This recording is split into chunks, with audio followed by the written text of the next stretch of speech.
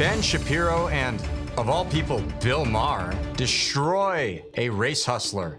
Did you guys hear that right? I'm trying to make sure I heard that right. Bill Maher, the leftist who's on TDS pretty much almost every day of the week, he was destroying a race hustler? Yes, believe it or not, sometimes Bill Maher can have a good take. Trust me, I don't like admitting it either. Believe me, the guy can be pretty annoying, but that's okay. That's okay.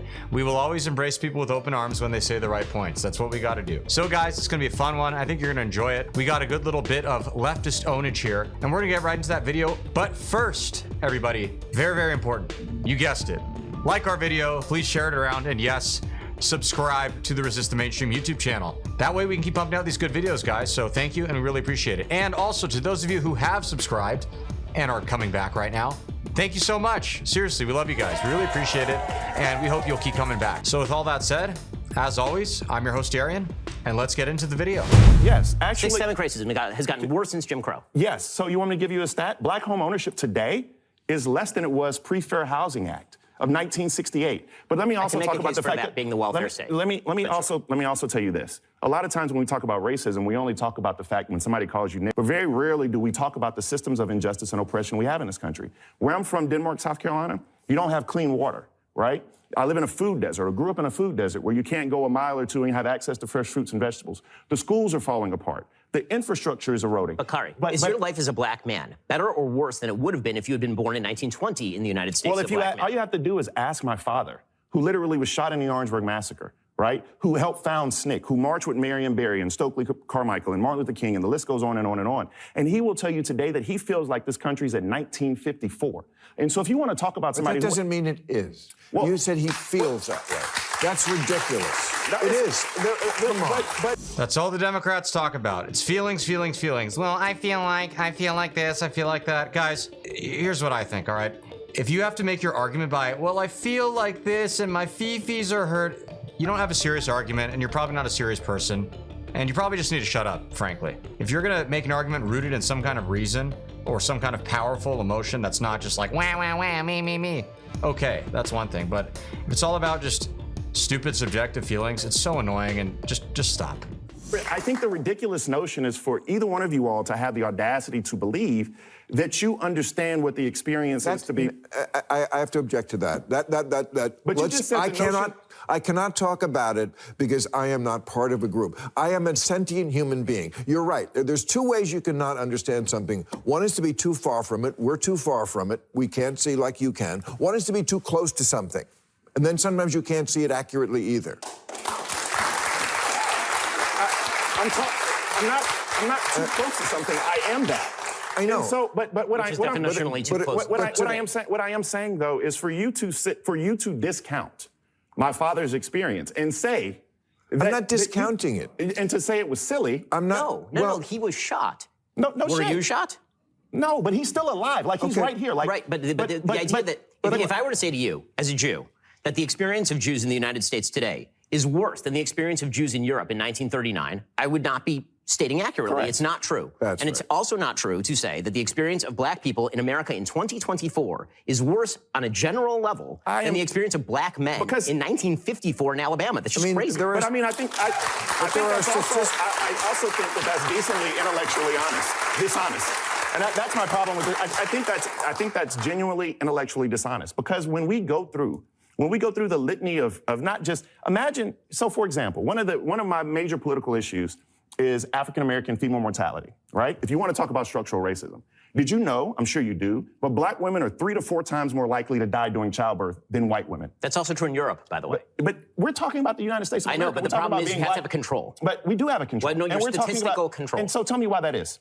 Okay, the answer is because black people in the United States have a lower household income, median household income, which means they typically go to hospitals. I would call bull because it actually crosses across socioeconomic lines. So you can be my wife, who almost died during childbirth. You can be Serena Williams, who almost died during childbirth. So what's your answer? Because actually... White doctors are racist? No, but there actually is implicit bias in our healthcare delivery system. And there have been medical studies that show that people respond to the pain of black women differently than they respond to the pain of white women. Yeah, I believe that. That literally is a fact. And so I am trying to help both of you all understand that sometimes there are systems in place that just treat people differently.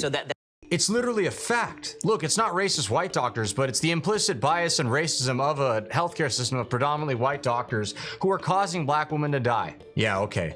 Dude is totally talking out of both sides of his mouth. But aside from that, let's talk about why maybe that black people are more likely to have a higher mortality rate from childbirth. And before you get mad at me and call me a racist or whatever other silly thing you might be thinking of, not you, my brilliant, awesome viewers, because we know you're great people, more of a general statement. Let's look at some of the studies that people like to talk about. How about an HHS study, that's Health and Human Services, that found that black women are over 2 times more likely to be overweight compared to white women, using a sample size from 2015 to 2018. So very recent in the grand scheme of things. Perhaps maybe that explains at least part of the story for why they have a higher mortality rate upon childbirth.